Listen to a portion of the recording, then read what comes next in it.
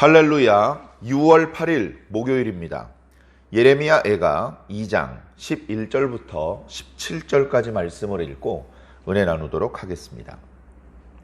내 눈이 눈물에 상하며 내 창자가 끊어지며 내 간이 땅에 쏟아졌으니 이는 딸 내 백성이 패망하여 어린 자녀와 젖먹이는 아이들이 성읍 길거리에 기절함이로다. 그들이 성읍 길거리에서 상한 자처럼 기절하여 그의 어머니들의 품에서 혼이 떠날 때에 어머니들에게 이르기를 곡식과 포도주가 어디 있느냐 하도다. 딸 예루살렘이여, 내가 무엇으로 네게 증거하며 무엇으로 네게 비유할까? 처녀 딸 시온이여, 내가 무엇으로 네게 비교하여 너를 위로할까? 너의 파괴됨이 바다같이 크니 누가 너를 고쳐줄 소냐? 네 선지자들이 네게 대하여 헛되고 어리석은 묵시를 보았으므로 네 죄악을 드러내어서 네가 사로잡힌 것을 돌이키지 못하였도다. 그들이 거짓 경고와 미혹하게 할 것만 보았도다. 모든 지나가는 자들이 다 너를 향하여 박수치며 딸 예루살렘을 향하여 비웃고 머리를 흔들며 말하기를 온전한 영광이라 모든 세상 사람들의 기쁨이라 일컫던 성이 이 성이냐 하며 네 모든 원수들은 너를 향하여 그들의 입을 벌리며 비웃고 이를 갈며 말하기를 우리가 그를 삼켰도다.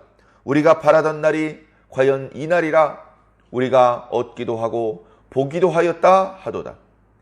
여호와께서 이미 정하신 일을 행하시고 옛날에 명령하신 말씀을 다 이루셨음이요 긍휼히 여기지 아니하시고 무너뜨리사 원수가 너로 말미암아 즐거워하게 하며 네 대적자들의 뿔로 높이 들리게 하셨도다. 아멘. 네, 계속되는 유다 백성들의 재앙으로 인한 고통들이 나타나고 있습니다. 이걸 이제 이 선지자가 보고 있는 거예요.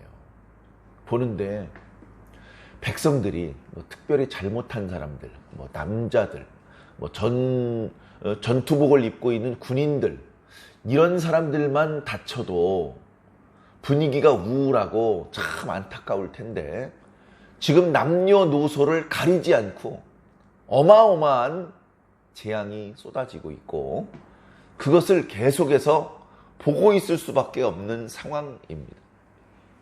계속해서 오늘 말씀은요 더 참혹한 것 같아요.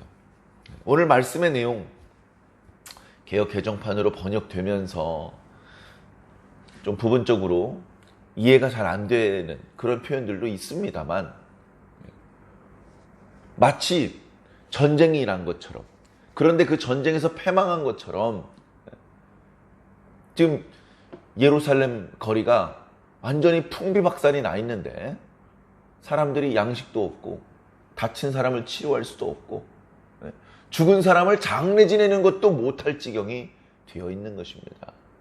자, 그러다 보니까 가장 약한, 어떻게 해서든지 보호해 줘야 되고 어떻게 해서든지 살려내서 미래를 열어야 될 그 씨앗과 같은 어린 아이들이, 심지어 젖먹이들이 길거리에서 기절을 한대요. 기절을 한다는 것은 먹을 것이 없고 또는 다쳐서, 그러나 그 배를 채울 수가 없고 치료를 받지 못해서 배고픔 중에, 고통 중에 길바닥에서 죽는 거예요. 왜 길바닥에서 죽을까요? 그들을 돌봐줄 어른이 없기 때문에 그래요. 그 다음 구절을 보면요, 어떤 어린아이는요 엄마의 품에서 죽어가요. 아기가 자기 품에서 죽었을 때 그 친모의 심정은 어떨 것 같습니까? 그 슬픔과 고통은 이루 말로 할 수 없는 것이죠. 그래, 자기 품 안에서 아기가 죽어가고 있어서 숨 쉬는 것조차 힘들 정도로 슬프고 고통스러울 때 지나가던 사람이 보면서 먹을 것 좀 없어? 이러고 물어본다는 겁니다. 지금 아기가 죽어가고 있는데 먹을 게 없다 보니까 혹시 먹을 것 좀 없냐고 물어보는 거죠. 그 정도로 참혹한 지경이 되어가고 있는 것입니다. 자, 그런 장면을 보고 있노라니 오늘 말씀 이제 첫 구절에 내 눈이 눈물 때문에 실명될 지경이다. 내 창자가 내 뱃속에서 썩어서 문드러지고 있다. 내 간이 땅에 쏟아져 나와버릴 지경이다. 그것을 보고 있는 것이 너무나 괴로운 겁니다. 너무나 괴로워. 그러면서 이야기를 합니다. 13절에 딸 예루살렘아, 딸 시온아, 내가 무엇으로 너에게 증거하며 무엇으로 비유하고 무엇으로 위로할 수 있겠느냐. 도대체 위로할 수조차 없는 지경이다. 너의 파괴됨이 바다처럼 크다. 어떤 권사님이 그런 말씀하시는 걸 듣고 공감을 했는데 우리 주변에서 우리가 눈으로 볼 수 있는 것 중에 가장 큰 게 바다랍니다. 맞죠? 지구 밖에서 보아도 땅보다 바다가 더 큽니다. 그래서 지구가 아니라 수구다 그렇게 표현하는 분들도 있었습니다. 그만큼 크다는 것이죠. 더 큰 게 없습니다. 바다보다 더 큰 게 있다면 하늘인데 사람은 땅에 찰싹 붙어서 살고 있기 때문에 하늘이 얼마나 큰지 감각이 잘 안 돼요. 그러나 바다는 해변가에 가서 바다 쪽을 바라보기만 해도 배를 타고 조금 육지를 떠나 나가기만 해도 그 크기가 어마어마하다는 것을 느낄 수 있죠. 유다가 그렇게 박살이 났다는 것입니다. 조금 박살이 나면 좀 기다려. 좀 지나면 치료가 돼. 야, 달라붙어서 이거 한번 수리해보자.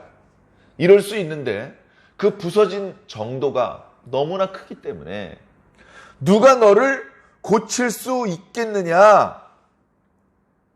누가 너를 고쳐줄 소냐? 이 질문은 답이 두 가지입니다. 하나는 아무도 고칠 수 없다.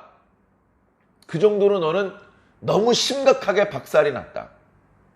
두 번째 답은 하나님만 하실 수 있다. 너를 고치실 수 있는 분은 하나님밖에 없다.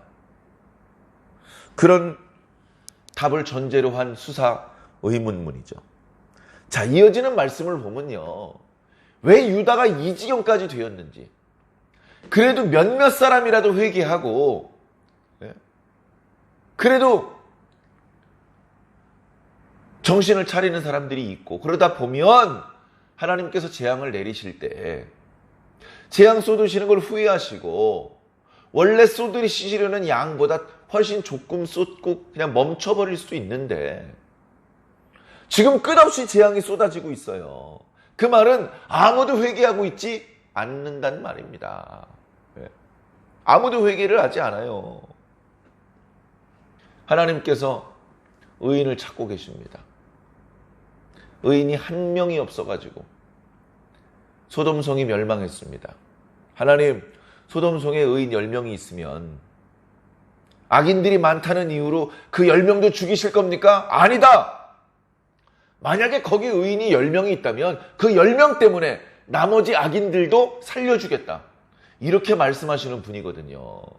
심판을 베풀기 전에 반드시 의인이 있는지를 살펴보십니다.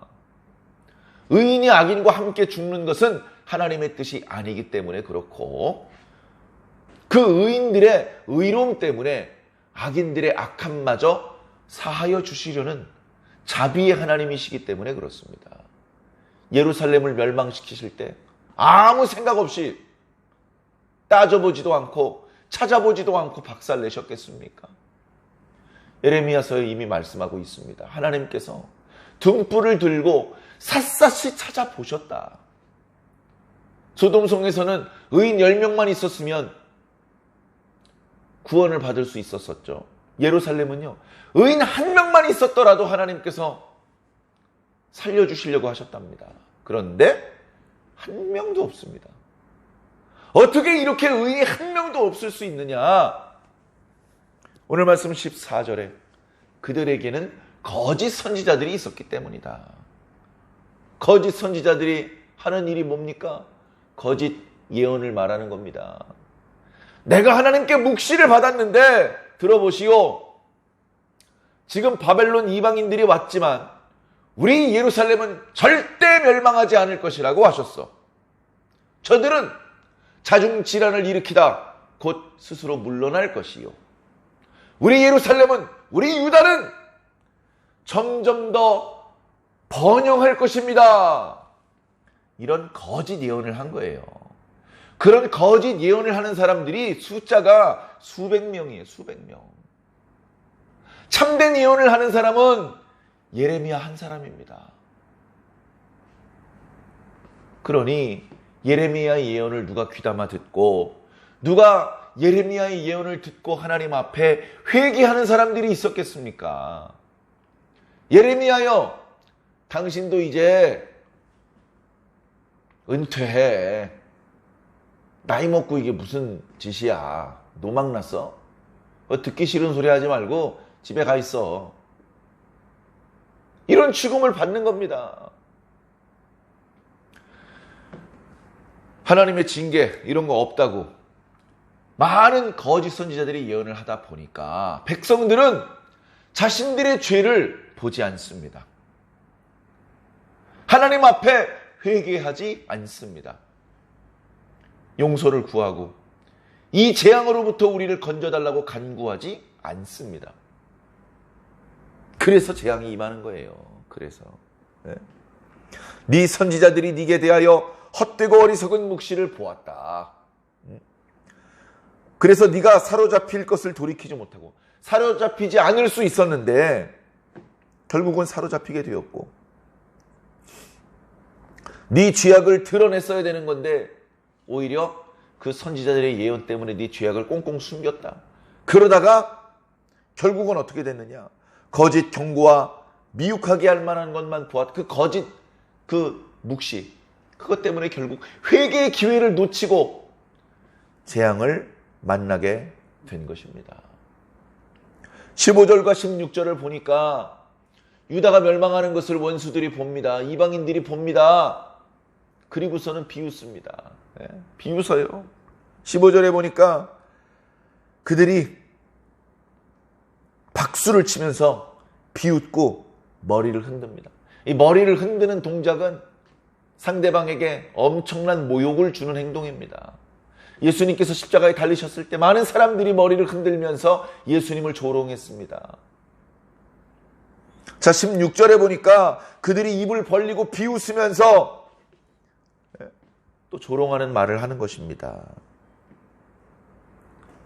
이렇게 아무 힘도 없었고 유다 앞에서 꼼짝 못하던 이방인들이 유다가 멸망할 때가 되니까 벌떡 일어나서 손가락질하고, 야, 니네가 그렇게 거룩한 사람들이라며, 이 성읍이 그렇게 영광의 성읍이라며 어떻게 된 거야? 이러고 비웃는다는 겁니다. 옛날 같았으면 너 말 그따기밖에 못하겠어? 하면서 따끔하게 혼을 내줄 수 있는데 지금은 대꾸도 못해요. 대꾸도. 어제 묵상했던 말씀에 유다의 왕들과 지도자들이 율법이 없고 선지자에게 묵시가 없다. 이스라엘과 유다의 지도자들이 그렇게 멸망을 당하는데 오늘 말씀에는 모든 백성들이 심지어 어린아이들까지 멸망을 당하는 이야기가 나옵니다. 이렇게 철저하게 멸망된 원인은 선지자를 통해서 주셨던 하나님의 말씀을 귀담아 듣고 회개하지 않았기 때문이다.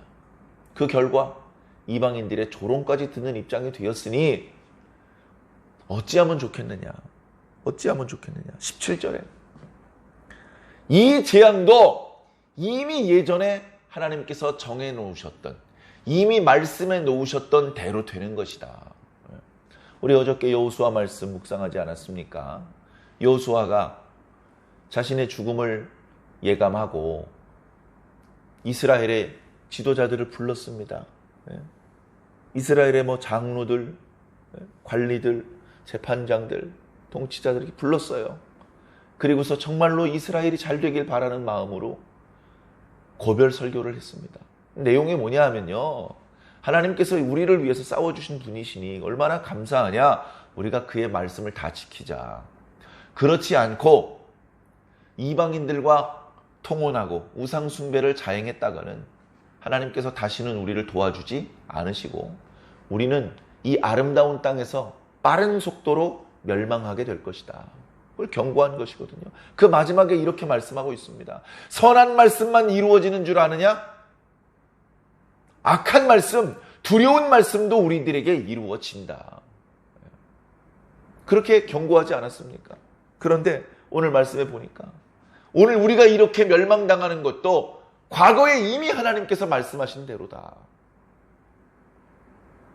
그 말씀하신 대로 우리가 무너지는 것이고 우리의 뿔은 꺾이고 대적들의 뿔이 높아진 것이다. 우연히 그렇게 된 것이 아니라 하나님께서 그렇게 하신 것이고 하나님은 이미 과거에 하셨던 말씀 그대로 하신 것뿐이다. 하나님의 뜻이 무엇인지 우리는 충분히 미리 알 수 있었고 우리가 선을 넘어 하나님을 진노하시지 않게 할 수 있었고 혹시 진노하게 해드렸더라도 속히 돌아와 회개할 수 있었는데 안 했다.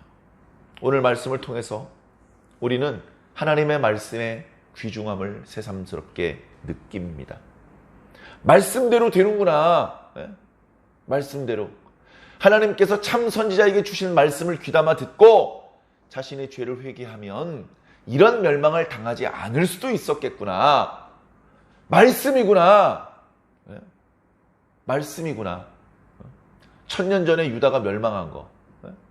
1000년이 뭡니까? 2500년 전에 유다가 멸망한 거. 그 이야기를 통해서 오늘 우리들이 교훈을 얻는 것이죠. 말씀이야, 말씀. 말씀 놓치면 안 돼. 그런데 여러분 어떻습니까? 오늘 우리들의 시대에 매일 말씀이 주어집니다. 매일 말씀을 읽고 매일 그 말씀에 대한 그 선포하시는 메시지를 들을 수 있습니다.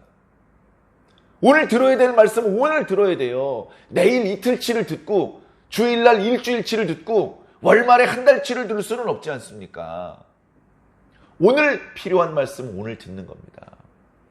사랑하는 성도 여러분, 말씀을 들으십시오. 우리 각자를 향하여 주시는 하나님의 말씀, 그걸 놓치면 오늘 땅을 치고 후회하는 것, 이 유다 사람들처럼 우리도 어쩌면 후회하는, 울며 이를 가는 사람들이 될지도 모릅니다. 각자 자신의 모습들을 냉정하게 돌아보시고 하나님 앞에 부끄럽지 않은 모습으로 반듯하게 서시기를 예수님 이름으로 간절히 축원합니다. 아멘.